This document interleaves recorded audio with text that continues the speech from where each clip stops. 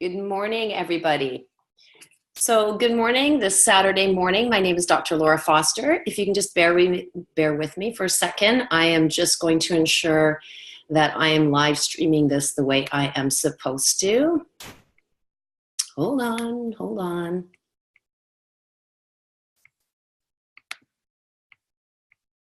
Almost there, I'm sorry.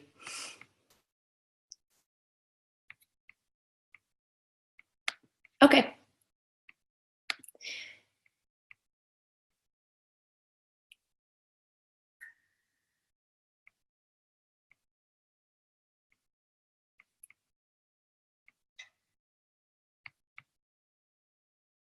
Hold on just a sec. I just want to make sure that this is working properly.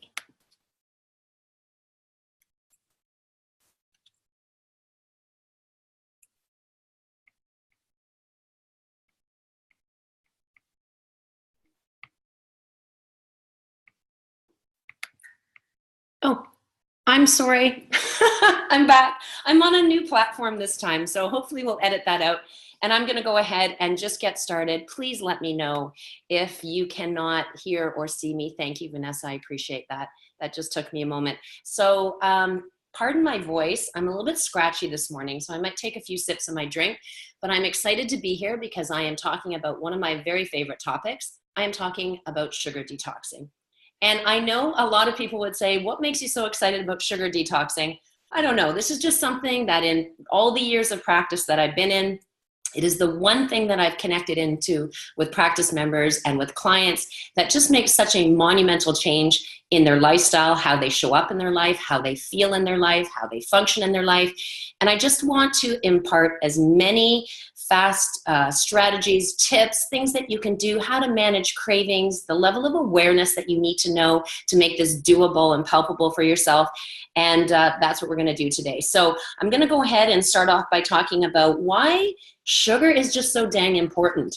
I grew up in the age in which we talked all about fat. And let me tell you, there were just so many erroneous things that we followed at that time. And there's lots of reasons why things got let off track when it comes to how to fuel your body properly and what we were focusing on that time. But sugar now has become such a giant issue for every one of us. Lots of times I'll have people say to me, you know, I don't really consume a lot of sugar. And I know for a fact that they believe that. But what I don't think a lot of us recognize is just how much sugar is in everything and how food manufacturers have keyed into the fact that sugar has a very high addictive quality. And as a result, we can make people connected through the levels of the brain to sugar, to want more sugar, and as a result, want more of the product that has sugar in it. This is a huge issue. So I think roughly, and I know these are old stats, but let me just give you a sense of how big of a problem this is. The average Canadian person consumes 21 teaspoons of sugar a day. So if I said that to you and I just said, 21 teaspoons, you'd go like, that sounds like a lot. But if I lined up 21 teaspoons of sugar in front of you and I asked you to consume that in a day, you would think that's crazy, wouldn't you? And more than that, the bigger problem is the generation that's coming up behind my generation and your generation in all likelihood, it's our kids. The average teenage boy is consuming, are you sitting down? I hope so, 41 teaspoons of sugar a day. And this is not stopping. We have sugar in everything. So I want to increase the awareness. This is what we're talking about right now. And then I want to get into the strategies. But just know that it's a huge problem. For many of us, we are unknowingly consuming so much sugar. And as a result, it is totally separating us from the things that we want in our life and how we want to show up in our life. And more importantly, how we want to feel in our life. Sugar is accelerating pretty much every known dis-ease and disorder that we have. Heart attacks and strokes are very, very connected to sugar. We all know we have a giant diabetes issue in this nation, in North America in general. I just recently did a webinar for Diabetes Prevention Month, and I was shocked to realize that 1 in 3 Canadians is walking around as either a diabetic or a pre-diabetic. And once we have that state happening in our body, we just pave the way to us having heart attacks and strokes. And more than anything, Alzheimer's and dementia. Sugar is absolutely rancid and toxic to the brain. although it is a form of energy for the brain, the levels in which we are consuming it is very much affecting our mental, emotional well-being. It leads to increased rates of anxiety, depression, foggy thinking, unclarity. Of course, it leads to obesity. It's very difficult for us to stay at our appropriate weight for our physiology when we're consuming too much sugar. Hormones, poor digestive issues. And right now, it seems poignant to point out that sugar absolutely shuts down your immune system. It completely annihilates it. And so when we talk about flu prevention and flu treatment and augmenting immunity, we can't have that conversation without talking about sugar. So it's important. Neurodegenerative diseases, all those kinds of things. If you're not aware, most people are aware that there's type 1 and type 2 diabetes, but did you know that they're now coming up with type 3 diabetes? Type 3 diabetes is what you know as dementia and Alzheimer's. So, unfortunately, we all know somebody, aging parents and whatnot, that have dementia issues, Alzheimer's issues, issues with memory and staying connected. It's horrible. And so knowing that knowing how to strategize, knowing how to curate a low sugar lifestyle can make such a monumental difference in the quality of your life.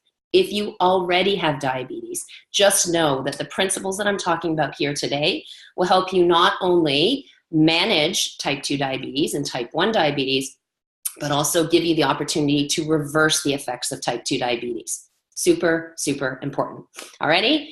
So at the very end of this, I'm going to give you some links that you can link to, and I'm also going to put in the comments after the webinar so that you can connect to some free resources.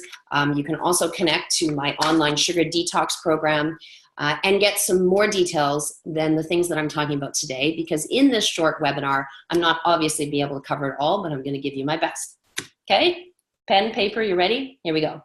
So when we're talking about sugar, I need you to know one thing. Not do you just love sugar, like you like it, it tastes good, but we actually become addicted to sugar. When they have done MRIs of the brain and they compare cocaine in the system and where it lights up the brain reward centers of the brain, sugar does the very same thing, but it is 8 times stronger. Sugar is 8 times more addictive than cocaine in the human body. When we have sugar in our body, we wire and rewire these pleasure reward centers in the brain where we constantly want it and we want it and we want it. We want the hit that we get, the pleasure that we receive when we consume it. The only problem with that is that the more that we have in our body, the more we need to consume in order to get that response that we're looking for. So the strategies are important, and talking about how you can decrease cravings will help you get past it. But here's the good news. It's totally doable. You can actually stop your addiction to sugar. And I believe, after leading hundreds and hundreds of people through detoxes, I can tell you that it's roughly in the neighborhood of 10 days. You need to have motivation and a plan for 10 days. And then after that, it's all about creating habits and rituals that allow you to curate the lifestyle. But that jonesing that you have at the very beginning, that can go away very quickly when you have the right strategy. So listen up. Preparation is key. You cannot go into a sugar detox if you don't know what it is that you're trying to achieve, other than the fact that you want to decrease sugar in your diet.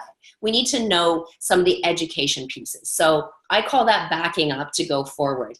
Learning how to count sugar grams is super, super important. I will tell you that you can go to my website and you can download a free guide that goes into this in much more detail. So I will leave that to you. It's drlaurafoster.com/free guide. You can go on there, but knowing how to read a nutrition fact label is key. Understanding the serving size and not counting the carbohydrates, but simply counting the sugar for the serving size will allow you to keep track. As an adult, you want to consume 40 grams of sugar or less a day. And as a child, of course, that depends on where you are in the spectrum of being a child. An infant would be less, obviously. A teenager would be a little more, but you want to definitely be less than 40. You want to be somewhere in the neighborhood of 25. I recommend you count all sugar grams, including the ones that you find in fruit, because you would be surprised to know how much naturally occurring sugar there is in fruit, but you do not need to concentrate so much on the ones that are naturally occurring in vegetables, okay? So that's my recommendation for you. At first, you have to get granular on this. You're going to be picking up labels a lot at the beginning because you need to know where you're at. If you don't know where you're at, you can't curate a better lifestyle. So I will tell you, it is almost like learning to drive a car. Initially, when you started to drive, you had to focus, you had to have your hands on two parts of the wheel and just all your senses, right? They were just going there. In order for you to drive from A to B, you turned the radio off, you didn't talk to people, you just focused on everything. But at some point along the way, you were able to listen to music, not text, but you were able to do other things, have conversations, and God forbid, sometimes you actually ended up at home and you weren't even sure how you got there. How did you do that? You did that because you created a habit and ritual that become neurally wired in your brain. And that's actually how it happens when it comes to curating a different lifestyle. So it's frustrating at the beginning. It can be. But that's the thing. You have to learn at where you're at. So picking up labels and just becoming really familiar with what you're consuming. Now, what I will tell you is that people are shocked at where they're getting sugar. Most people think they're getting sugar, which they are, in candy bars and ice cream and confectionaries and cakes. Yeah, you're getting sugar there. You know that. But where you're really getting sugar, the number one place, 85% of all sugar calories, they come from your drinks. They really, really do. We all know that when we pick up a can of soda pop, 39 grams of sugar, like a can of Coke or 7-Up or anything like that, your entire daily intake in one can. But here's what I would tell you. You know when you pick up a can of pop that it's a can of pop. You're fully aware that that drink is going to have sugar in it. You're not at all trying to surprise yourself and believe that you're having a health drink. But a lot of the things that you think are healthy perhaps have much more sugar than you're aware of. A double-double Tim Hortons large coffee in the neighborhood of 36 grams of sugar. Vitamin water, don't ever drink vitamin water. It's not really vitamins, nor is it water. It is 32 grams of sugar. Gatorade, you know that thing that we give our kids because we believe that they need to have it to replenish their electrolytes when they're out on the soccer field? Please don't give that to them. 56 grams of sugar in a regular one, same thing as Powerade and all of those. I hate to, kind of slag on Starbucks, but they're the perfect example of a place where you cannot get away from sugar in there. Not only is milk full of sugar in the form of lactose, but also all of their drinks have syrups and so on. Coffee Frappuccino, a grande one, has in the neighborhood of 50 grams of sugar. That's grande. How many times do you go in there and people are drinking the bigger and bigger ones? And if you have the flavored ones in other ways, it is just massive, 60, 70, 80, 90 grams of sugar in each one. So you need to know that. The other side of it that I'm going to tell you is the number 2 source is fruit. Now, people will say to me all the time, so I need to make this clear right now. Is there benefit to eating fruit? Oh yeah, of course there is. There are vitamins and there's minerals and there's soluble and insoluble fiber in a piece of fruit. But fruit is also not the same as fruit juice. If you have a can of fruit juice or a plastic jar or plastic container of fruit juice that many of us have, you're going to get upwards of 49 grams of sugar. Those juice boxes you're sending in your kids' lunch, don't send them. They're full of sugar. 27 grams, 24 grams of sugar for those little things. And the reality is, I know we're believing that we're giving our children good choices or we're even giving ourselves good choices. But giving them their entire daily intake of sugar before they even leave the breakfast table or when they sit down to have their lunch is not helping them.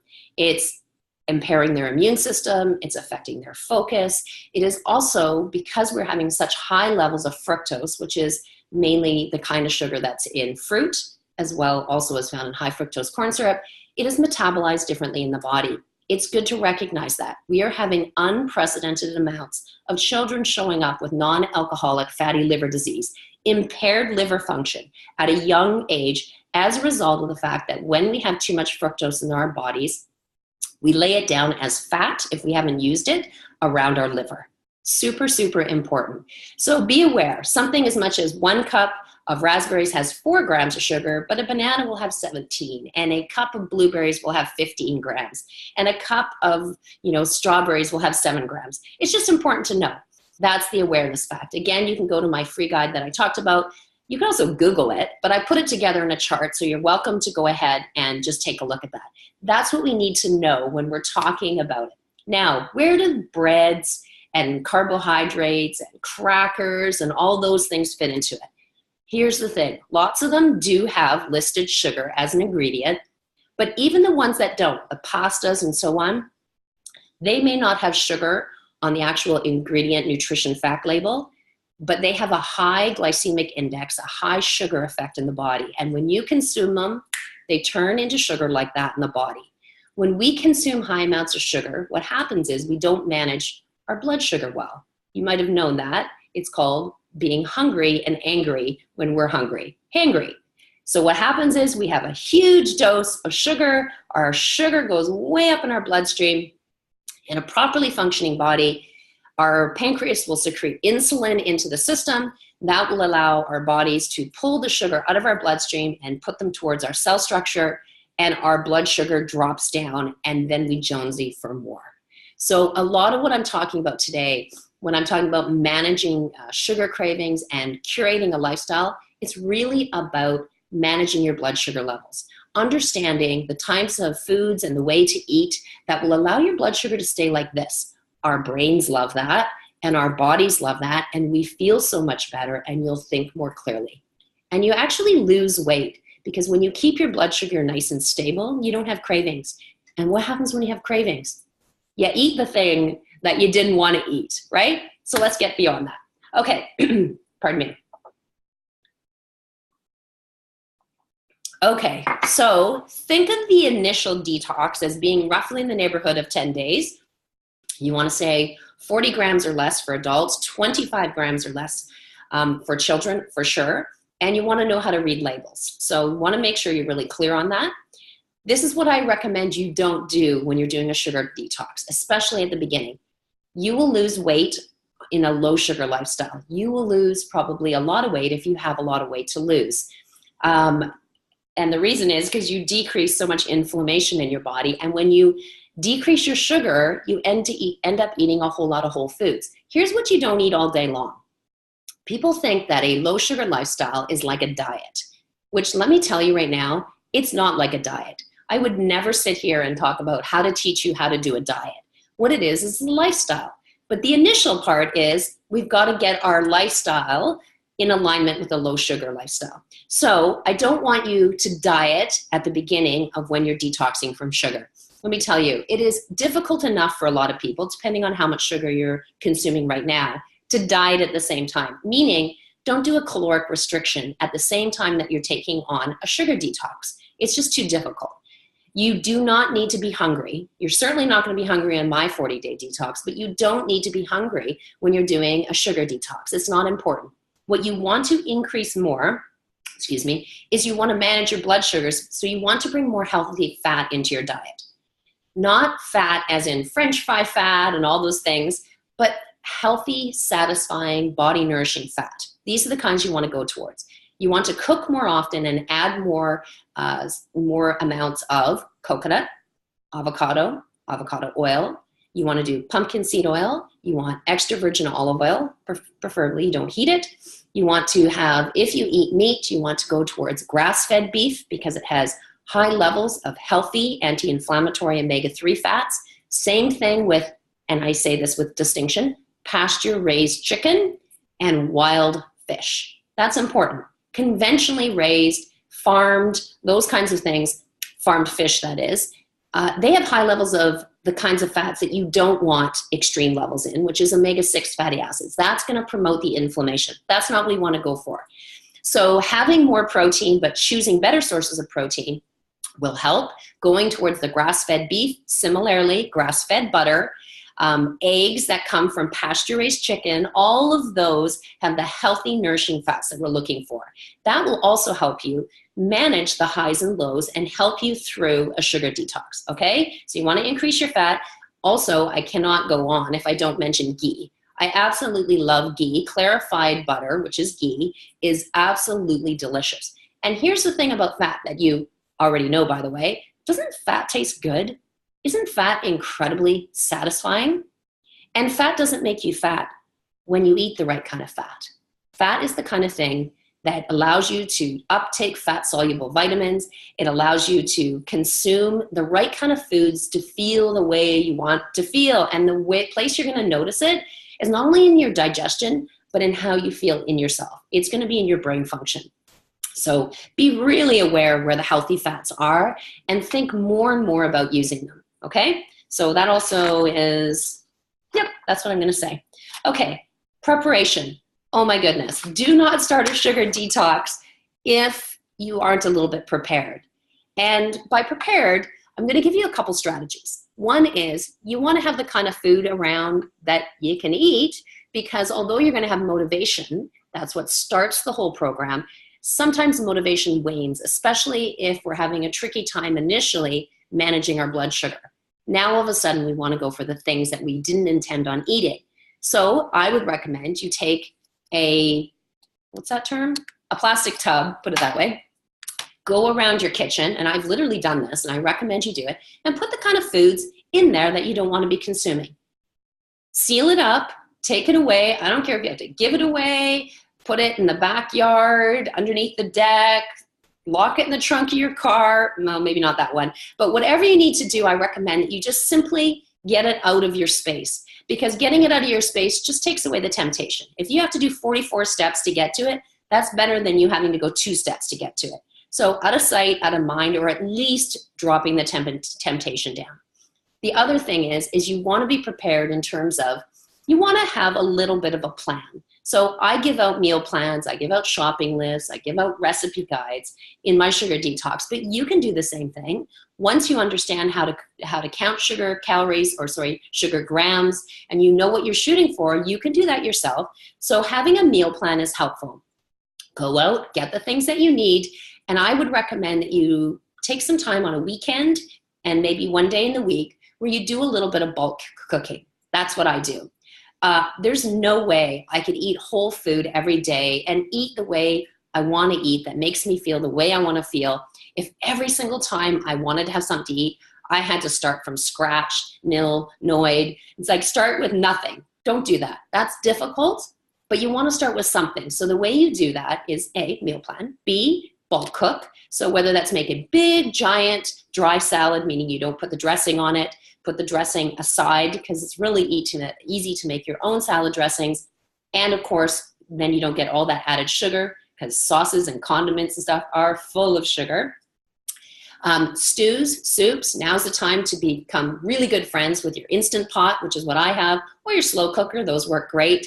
And also big trays of roasted vegetables, all the different colors of the rainbow, and maybe cut up some vegetables and so on, hard boil some eggs, just have some things around you and roast, bake, broil, barbecue, extra animal protein. So ideally you source the right kind of animal protein, meaning the wild fish or the grass-fed beef or whatnot, and then you make extra. So whatever you're eating on Sunday night, why not make double that for the next day? Leftovers are key. And when you wake up the next morning and you start breakfast, maybe go more towards things like, eggs or a frittata. I know you're like, really, I'm gonna make a frittata in the morning. You don't have to make a frittata in the morning. I make a frittata at night. But there's just things like that you can do that help you stay away from the toast, the cereals, those kind of things, or, not eating. You can also intermittent fast for a little bit, okay? So you wanna bulk cook so you have the leftovers. And then I do a small mini prep again on Wednesdays to just get me through to the end of the weekend or the end of the week, okay? Other recommendations there? Yes.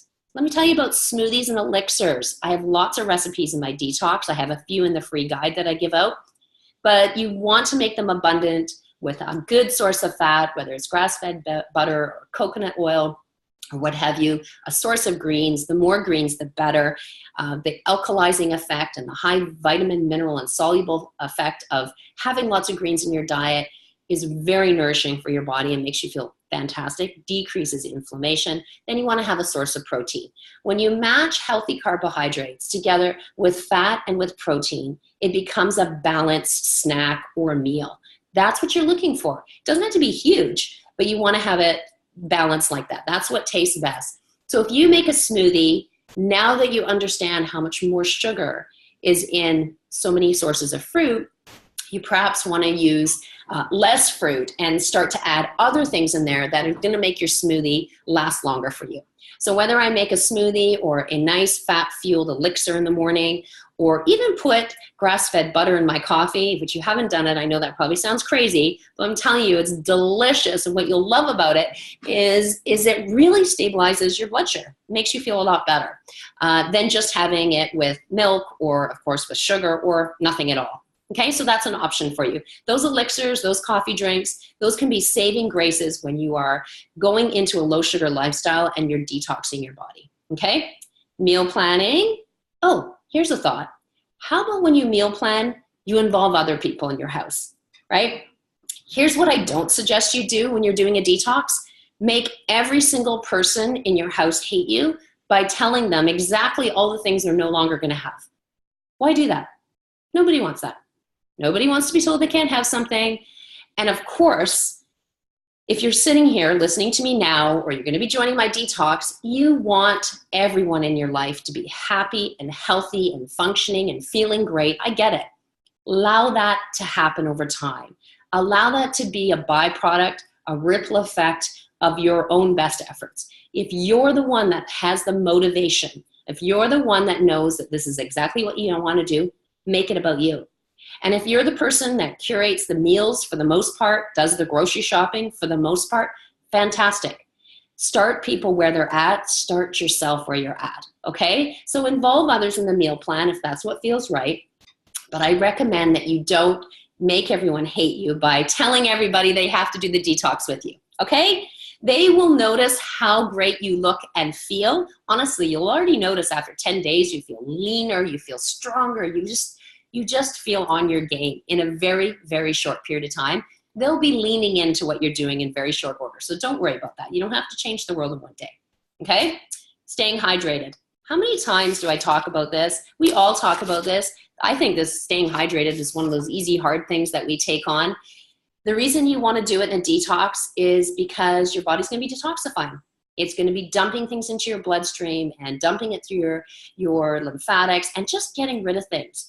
And it'll make you feel better and it will help with your cravings. Okay? So staying hydrated. Typically, the formula is whatever your body weight is in pounds, divide that by 2, and that's how many ounces you want to have. Or for most people, 2 to 3 liters a day. I recommend that you don't try and just consume an 8-ounce glass after 8-ounce glass after 8-ounce glass. I recommend that you get a nice 1-liter container, stainless steel or a mason jar or something that doesn't affect the taste or leach bad chemicals into your water, and you want to drink filtered water throughout the day. So if I'm aiming for 3 liters of water a day, which is what I feel great on, then typically, especially when I'm on my game, I have those lined up in the morning, and I might infuse them with lemon or lime or a couple frozen raspberries, or I might put mint or cucumber, whatever makes it. And at the beginning, if you are used to not drinking water and you think water tastes terrible, I understand, because your palate is primed to a lot of chemicals and sugar. But what will happen is, as you start to limit your sugar and your body starts to reset itself again, which happens quickly, you'll also all of a sudden find that sugar is delicious. Sugar. I didn't mean to say that. That your water is delicious, that your water is refreshing, that you actually like the taste of your water. So I've converted many people who never believed that they would ever be okay with having water, who now like water. So give it a try and just make that as one of your points, one of your strategies throughout a sugar detox. Okay, cravings. So what happens if you're in day 3 and maybe you had a day where you kind of fell off some of your strategy points or your plan, or you just didn't bring snacks with you, which is so vitally important. Never leave that. Really treat yourself like a toddler. Never leave the house without snacks at all times, hard-boiled eggs or low sugar protein bars, or a small amount of leftovers, or beef jerky that's curated properly, or a piece of fruit that factors into your 40 grams or less a day, or whatever it is. Make sure you leave with your snack every day. But if you have a sugar craving and you don't know what to do, again, go back to the strategies we talked about. Make sure that you're getting enough fat and protein. Go have some guacamole with something. Stay hydrated because that helps with cravings. You can also try an Epsom salt bath. Really great for detoxifying the body. Half a cup of Epsom salts in your bath water really help that. But the other thing I would say is, aside from getting the food out of your space that you don't want to be eating, I would also say mix your routine up. If your routine, and we tend to do this in winter, is to come home, eat dinner, sit on the couch, and then find something to snack on, see what you can do to alter those pairings. In other words, you pair together the evening with snacking. And if that's the case, is there something else you can do in the evening or at those times when you feel most vulnerable to prevent yourself from doing that? Can you meet up with a friend? Can you go for a walk? Can you go to the gym? Can you go somewhere else in your house that makes it more difficult? Or how about you do this? If you know that you're particularly prone to snacking in the evening, things that you don't want to be snacking, then can you make yourself a yummy, fat-fueled elixir in the evening, a hot drink, some sort of homemade latte that has great fat in it, maybe has raw cocoa in it, and doesn't have necessarily any sugar or has very little sugar, but it's something that feels nourishing and delicious and so on and is in alignment. Oftentimes, trying to restrict yourself from anything isn't really work for a lot of people. So just make sure that you have a backup, things that you're going to have. You don't have to have just peppermint tea and things like that. Remember, you're not doing a caloric restriction when you're detoxing, okay? So you want to create new rituals and you want to change the routine. All right. So what happens when you get off track? Because I will tell you the first thing is your heart set and your mindset around how you fuel yourself, which is what detoxing is, and curating a low sugar lifestyle is so incredibly important. Having a strategy, honestly, some of these things I'm telling you, you probably already know. So it's not that we always need new information. It's that we need a foundation of having the right way to think about it and feel about it. That's where heart set and mindset can be the difference between knowing something and being able to create it for ourselves. So if there's one thing that I have determined and noticed and really dug into when I'm leading people through detoxes, it's this. Let me tell you, setting yourself up for success by leading with love is so incredibly important. Listen, you're going to mess up. We all do. There are times when you don't bring a snack, when you don't have the groceries in the house, you didn't do any cooking, you haven't really educated yourself about, how should I eat out or what are my strategies around that?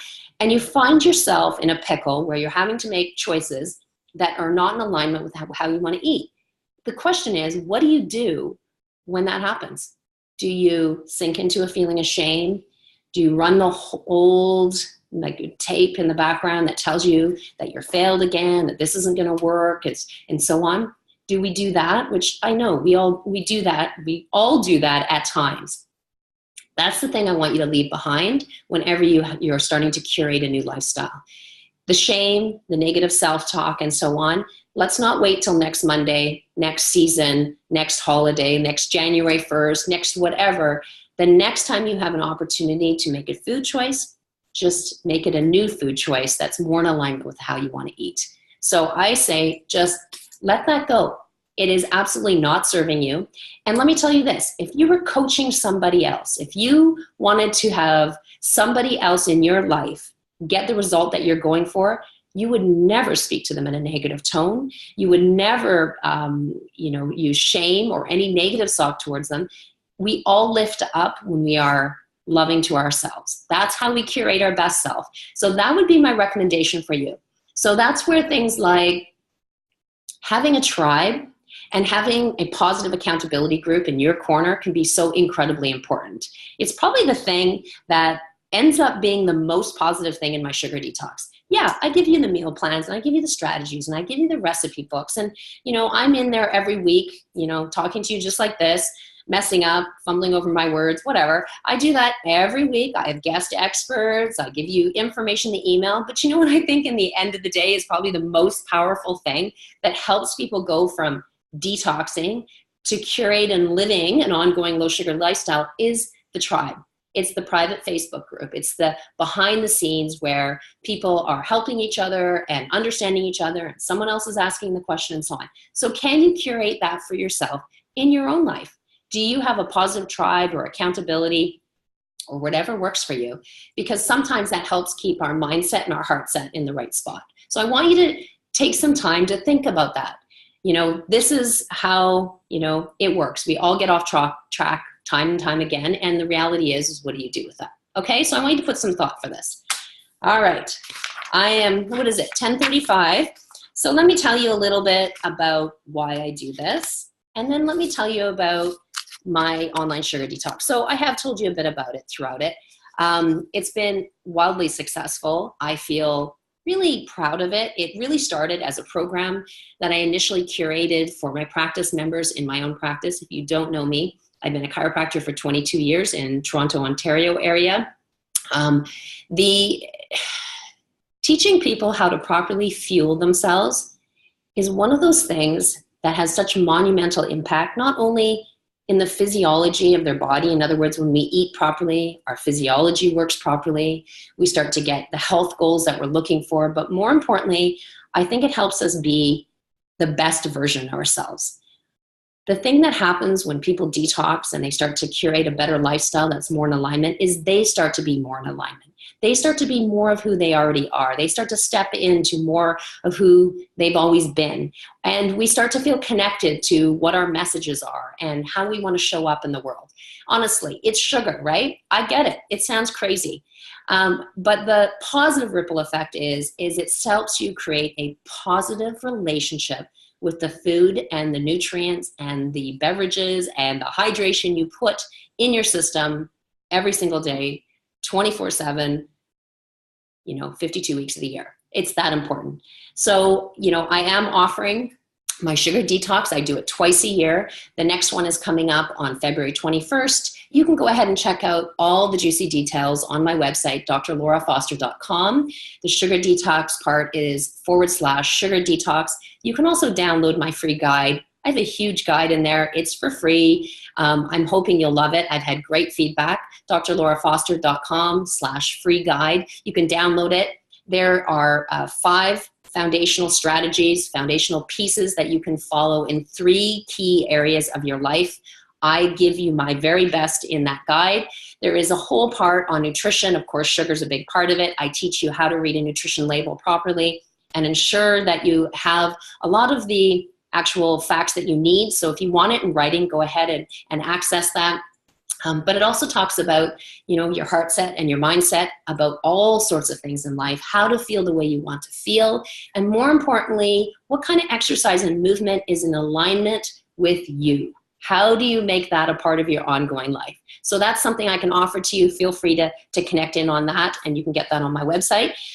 For those people who are joining me on the detox next Wednesday, I'm so excited to work with you.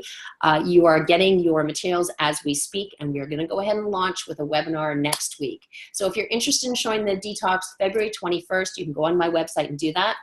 But more importantly, I want you to be able to do this for yourself. So if you are already well into this lifestyle and you're working on your own to make this even more than what it already is, I hope that you found some of the things I said today helpful. And if you have any questions, you can always reach out to me and we can have a personal conversation. All right, have a great Saturday, and I will see you at the Sugar Detox.